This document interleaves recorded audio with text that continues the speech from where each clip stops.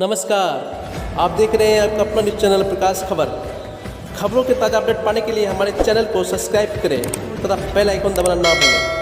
हम मीडिया के अहबाब को अपनी तरफ से मुबारकबाद पेश करता हूँ, सलाम अर्ज़ करता हूँ, तमाम अपने अहबाब को आदाब और नमस्कार कहता हूँ। आपने सही सवाल किया और ये बात अपनी जगह सच है कि हमने पार्टी के लिए तन मन धन की कुर्बानी पेश की। इस पार्टी को जिताने में हमने इलेक्शन से लमसम साल 6 महीने पहले से जो मेहनतें और मशक्क़तें, जहाँ फशानियाँ और जागरदानियाँ की, वो आप तमाम मीडिया के अहबाब के ऊपर रोज़ रोशन की तरह आया है। इससे न हम मुँह मोड़ सकते हैं और न कोई फ़र्क। अब सवाल ये पैदा होता है कि इतनी मेहनत के बाद, इतनी कोशिश के बाद, शब रोज़ को एक करने के बाद हमने अपना विधायक तैयार किया और अल्हम्दुलिल्लाह हमारे अमौर की आवाम ने भरपूर समर्थन दिया। इसमें कोई दो राय, कोई शक व शुबा की गुंजाइश नहीं। बावजूद उसके इस इलेक्शन से एक साल पहले हम लोगों ने पब्लिकली जो गुफ्तगू की थी, पब्लिक के पास हम लोगों ने जब वादा मुआहदा किया था, और हम लोग ख़ास तौर से AIMIM पार्टी से जो ज्वाइन हुए थे, कुछ न कुछ सोच के, कुछ न कुछ समझ के, कोई न कोई ख़ास बात समझ में आ रही थी कि हमारे अमौर विधानसभा में इस तरह के लोगों की ज़रूरत है जिससे हमारे अमौर विधानसभा को कुछ न कुछ तरक्की, कुछ न कुछ उरूज मिले। इस वजह से हम लोगों ने इसमें शिरकत व शमूलियत की। अब सवाल ये पैदा होता है कि हम लोगों ने जिस एतबार से इस पार्टी के ऊपर और जनाबे अख्तरुल ईमान साहब के ऊपर भरोसा किया था, एतमाद किया था, सोचा ये था कि आने वाले वक्त में जब कहीं सीमांचल में हमारे अमौर विधानसभा का नाम लिया जाएगा तो एहतराम के साथ लोग इसका नाम सरे फहरिस्त लिखेंगे। अमौर विधानसभा का नाम सरे फहरिस्त लिया जाएगा, अच्छे और बड़े अक्षरों में लिखा जाएगा। लेकिन हालात जो ही तब्दील हुए, वक्त गुजरता गया, धीरे धीरे 2 साल का अरसा आज लमसम गुजर चुका, लेकिन हालात उसके बरक्स नज़र आए जो हम लोगों ने सोचा था।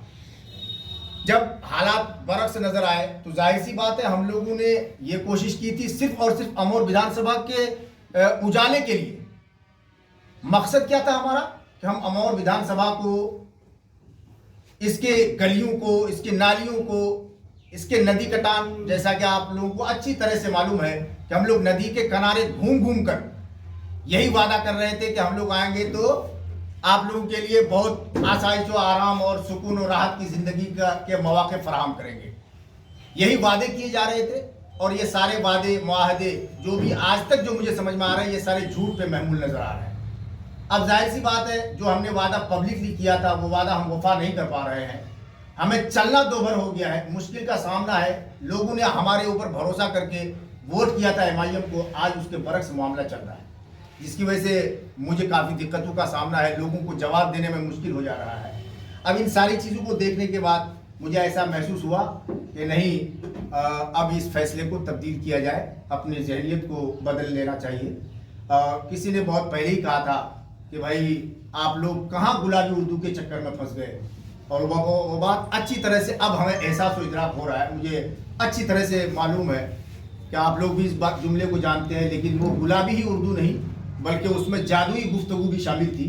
जिस जादुई गुफ्तगू के चक्कर में, जिस जाल में हम लोग फंसे, और फंसने का मामला ये रहा कि हमारा विधानसभा फंसता ही चला गया। हम लोगों ने अमौर विधानसभा के उस गरीब, मजदूर, किसान, दबे कुचले लोगों की आवाज़ बनकर हम उभरना चाह रहे थे। उस वक्त हम ये ऐलान कर रहे थे कि हमें जो कुछ नहीं मिलेगा, अगर मांग कर तो छीन के लाएंगे। इस तरह के जुमले का इस्तेमाल, सीधी उंगली से घी नहीं निकलेगा तो हम टेढ़ी करके निकालेंगे।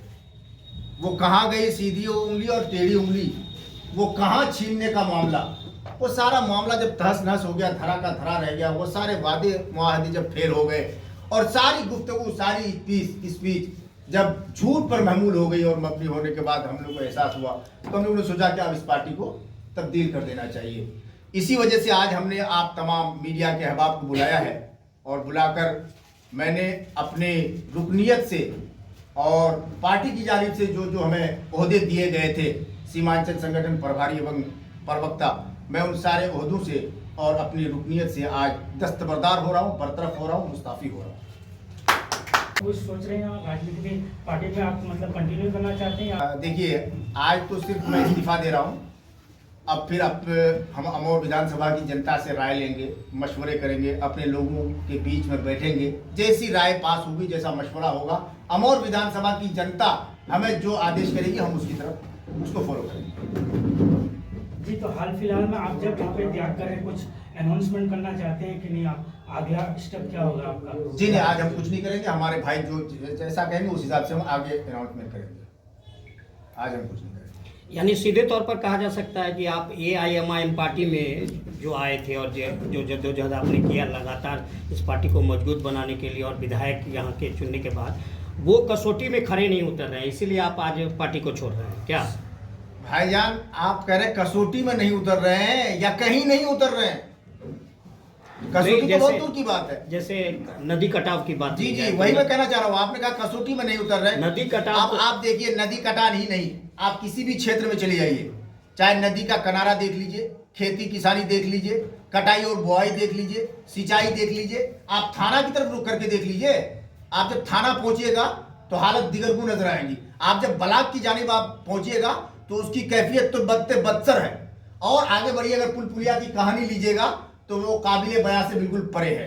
हकीकत बात तो यह है कि तालीमी मामलात की तरफ आप जाएं और स्कूल के ऊपर नजर रखें और जायजा लें, और वहां पढ़ने वाले बच्चों की तरफ आप सिर्फ थोड़ी सी तवज्जो के साथ सोचें कि इस तरह के स्कूल में पढ़ने वाले बच्चों का भविष्य क्या होगा, तो यकीनन आपके आंखों में आंसू जारी हो जाएंगे, इसलिए कि बच्चों की जिंदगी को बर्बाद किया जा रहा है। अब आप बताइए, क्वेश्चन आप क्या करेंगे भाई? कहां वो मामला, कहां वो वादे, कहां वो मुआहदे, कहां गए वो सारे के सारे?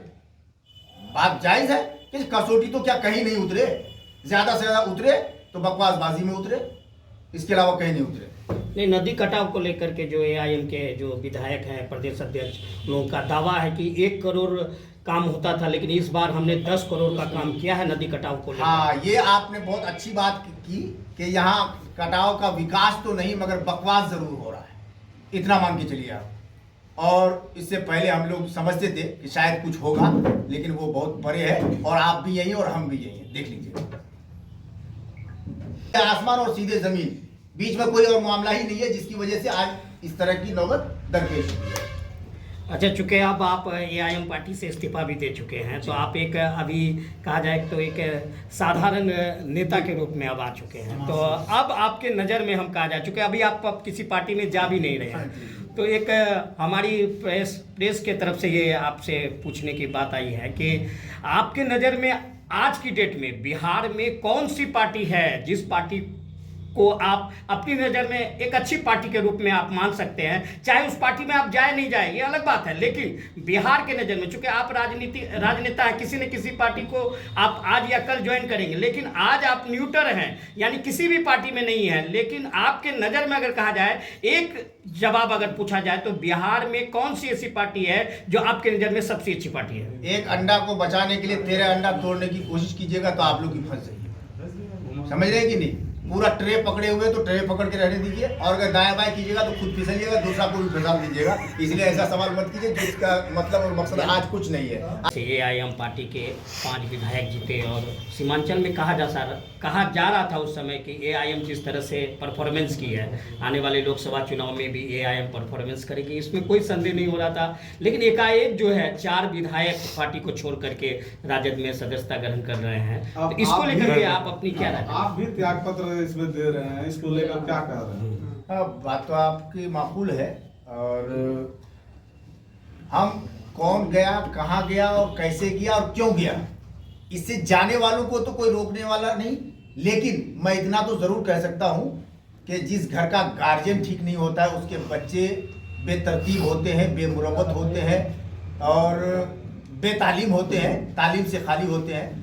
कहीं ना कहीं हमारे अंदर में तो कमी रही होगी कि हम अपने बच्चों को संभाल नहीं पाए, इसमें दूसरे को दोष देना पड़ेगा।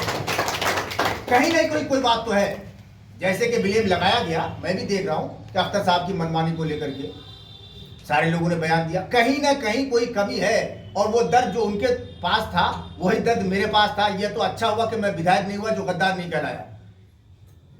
जी हाँ।